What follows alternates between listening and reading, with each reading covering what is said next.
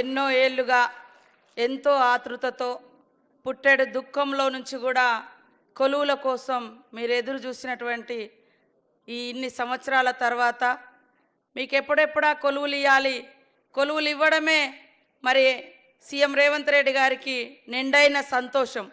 ఆ సంతోషాన్ని ఈరోజు మీతో పంచుకొని మీ జీవితాలలో వెలుగు నింపాలని, మీ కుటుంబాలన్నీ కూడా సుఖ సంతోషంగా ఉండాలని ఎన్నో ఏళ్లుగా ఎదురు చూస్తున్నటువంటి కారుణ్య నియామకాలు పంచాయతీరాజ్ నుంచి, అదేవిధంగా మున్సిపాలిటీ నుంచి మరి వివిధ హోదాల్లో పనిచేసి చనిపోయినటువంటి కుటుంబ సభ్యులకు ఈరోజు ఉద్యోగ నియామకాలు ఇవ్వడం, మరి ముఖ్యమంత్రి గారు ముఖ్య అతిథులుగా వచ్చి వారి చేతులుగా ఈ యొక్క నియామక పత్రాలు ఇవ్వడం మా అందరికీ మీ అందరికి కూడా చాలా సంతోషమని నేను భావిస్తూ, వారికి ప్రత్యేకంగా మన సీఎం రేవంత్ రెడ్డి గారికి యువజన నాయకులు, యువతను అత్యధికంగా ప్రోత్సహించే నాయకులు మరి ఉద్యోగాలు ఇచ్చి జీవితాంతం వాళ్లకు ఒక భరోసానివ్వాలనేటువంటి కలలు గంటూ మీరు కన్న కలల్ని ఈరోజు నిజం చేస్తున్నటువంటి నాయకుడు మన రేవంత్ రెడ్డి గారికి స్వాగతం, సుస్వాగతం.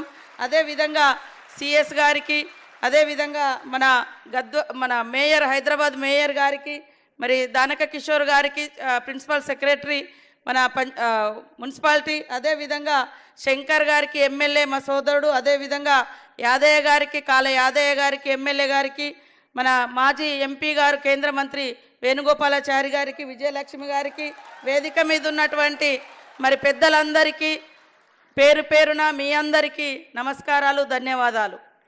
మీకు అందరికీ తెలుసు, తెలంగాణ ఉద్యమమే మనం తెచ్చుకున్నది, పోరాడింది మరి ఉద్యోగాలు, కొలువుల కోసం.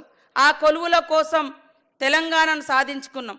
అంతకుముందు కూడా పోరాటం చేసి అసూలు బాసింది తెలంగాణ ఉద్యమంలో యువకులే. తెలంగాణ వచ్చిన తర్వాత కూడా 10 సంవత్సరాలలో కేవలం గత ప్రభుత్వం 81,622 అంతే తప్ప ఉద్యోగాలు ఏమి ఇయ్యలేదు.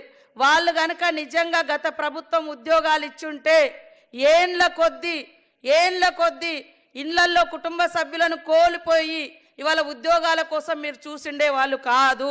అవునా కాదా ఒక్కసారి ఆలోచించండి.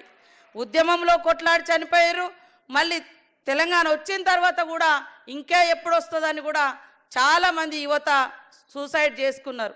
కానీ ఈరోజు మన ప్రభుత్వం, మన ఇందిరమ్మ ప్రభుత్వం, మన సీఎం రేవంత్ రెడ్డి గారి ప్రభుత్వం యువతకు కొలువులు ఇవ్వాలి. అది ఆయనకు ఒక పండుగ. ఎందుకంటే ఆనాటి ప్రభుత్వం కేవలం ఒక ఆశ చూపింది, కానీ ఆశలలో మరి ఆశలను నెరవేర్చే విధంగా ఏమాత్రం చేయలే. కేవలం వాళ్ళ కుటుంబంలో ఎవరైనా ఓడిపోయినా, ఎవరైనా ఏదైనా అయితే మాత్రం వెంటనే వాళ్ళ కొలువులు ఇచ్చారు తప్ప మన ఇళ్లలో కనీసం చనిపోయిన వాళ్ళకు వాళ్ళ స్థానంలో కారుణ్య నియామకాలు చేపట్టలేదు. రాష్ట్రంలో ఉన్నటువంటి యువతకు కూడా ఉద్యోగాలు ఇచ్చినటువంటి దాఖలాలు లేవు.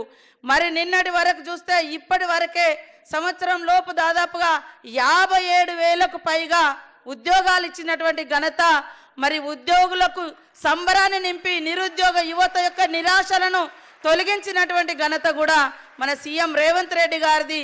అది మీ యొక్క కుటుంబ సభ్యుల్లాగా మీ అందరి ఆశలు, ఆకాంక్షలు నెరవేర్చాలి, నిరాశ వైపు పోకూడదు.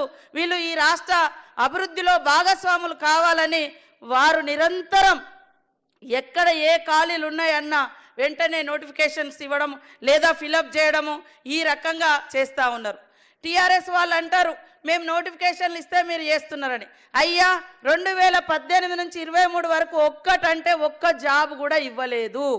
వాళ్ళు నోటిఫికేషన్లు ఇచ్చినట్టు డ్రామా చేసుడు, ఆ ఇచ్చిన నోటిఫికేషన్ 3 రోజులలో లీక్ అవ్వడము, పేపర్ రాయకముందే లీక్ అవుతుంది, పేపర్ రాసినాక లీక్ అవుతుంది.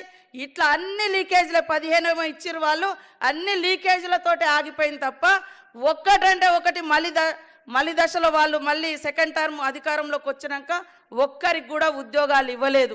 కానీ ఈరోజు ఉద్యోగాల ఎక్కడ అవకాశాలు ఉంటే, ఏ శాఖలో ఏది ఖాళీ ఉన్నా వెంటనే ఫిలప్ చేయాలని మరి ప్రత్యేక శ్రద్ధతోటి సీఎం గారు మరి ఉద్యోగ నియామకాలు ఒక యజ్ఞంలా, ఉద్యోగం ఆ రోజు ఉద్యోగం కోసం చేసినాం, కానీ ఈరోజు ఉద్యోగాలు ఒక ఉద్యమంలా, ఒక యజ్ఞంలా చేస్తున్నటువంటి ప్రభుత్వం మన సీఎం రేవంత్ రెడ్డి గారి ప్రభుత్వం, ఇందిరమ్మ ప్రభుత్వం. మీరందరూ కూడా దయచేసి మనము ఇవాళ పంచాయతీ రాజ్లో అయితే దాదాపుగా 8-9 సంవత్సరాల నుంచి నియామకాలు చేపట్టలేదు. అనేక సార్లు నా దగ్గరకు వచ్చినప్పుడు నేను కూడా మా సంబంధిత అధికారుల దగ్గరికి తీసుకెళ్లడం, అనేక రకాల ఇబ్బందులను కూడా తొలగిస్తూ సీఎం గారి దృష్టికి తీసుకెళ్లిన తర్వాత వాళ్ళు బాధలో ఉంటారు, వాళ్ళని బాధ పెట్టద్దు, వాళ్ళకి నిజంగా వాళ్ళ కుటుంబ సభ్యులు కోల్పోయి ఉంటారు కాబట్టి వాళ్ళ తొందరగా క్లియర్ చేయాలనే పట్టుదల మూలంగానే మరి తొందరగా రావడం జరిగింది. యాక్చువల్గా మనకు మొన్న 2 months బ్యాకే ఈ జీవో వచ్చింది. కానీ మనకు ఎలక్షన్ కోడ్ ఉండడంతో నిన్నటిదాకా ఎమ్మెల్సీ ఎలక్షన్ కోడ్ మొన్న మీకు అందరు తెలుసు, ఈలోపు మనకు అసెంబ్లీ వచ్చింది, కొద్దిగా టైం అయింది. ఇప్పుడు కూడా ఈరోజు కూడా 4 గంటలకు కరెక్ట్గా సీఎం గారు రెడీగా ఉన్నారు మీకు ఎంత తొందరగా ఇవ్వాలి అని. కానీ నేను ములుగు నుంచి రావడంతో గంట లేట్ అవ్వడం జరిగింది. అది నా లేటు మూలంగానే ఈ గంట మీకు లేట్ అయింది. కానీ ఎంత తొందరగా మీ చేతిలో నియామక పత్రం పెట్టి మీ ముఖాలలో ఆనందం చూడాలనేటువంటి ఆశ, ఆకాంక్ష, ఆశయం కూడా సీఎం గారికి ప్రత్యేకంగా ఉంది అని తెలియజేస్తూ మీరందరూ కూడా పనితనాన్ని మెరుగుపరచుకోవాలి. ఉద్యోగం అంటే ఏదో నామమాత్రంలాగా కాకుండా దాన్ని ఒక మరి మానవతా దృక్పథంతో హార్డ్ వర్క్ చేసి మన యొక్క గవర్నమెంట్కు మంచి పేరు తీసుకురావాలి. తద్వారా మీ కుటుంబాలు కూడా మీ పనితనాన్ని చూసి గల్లెగరేసుకొని మీకు సన్మానాలు చేసినప్పుడు ఎస్ మా కొడుకు మా బిడ్డ ఈ ఉద్యోగంలో మంచిగా చేశారు కాబట్టి వాళ్ళకి సన్మానాలు వచ్చినాయని. లేదా సస్పెండ్ అయితే ఎంత బాధపడతారు, మిమ్మల్ని కన్నోళ్ళు కానీ మీరు కన్నోళ్ళు కానీ ఇద్దరు బాధపడే పరిస్థితి ఎప్పుడు తీసుకురావద్దు.